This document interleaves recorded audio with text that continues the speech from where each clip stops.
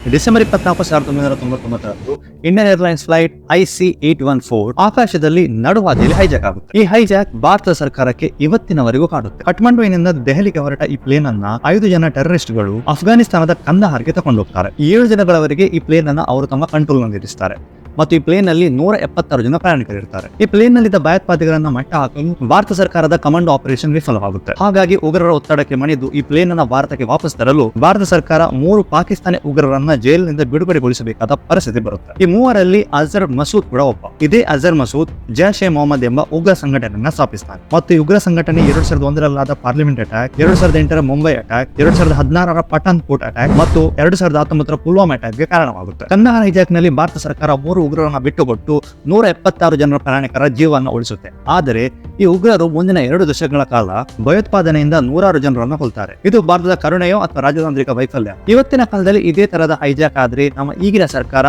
ಏನ್ ಮಾಡಬಹುದು?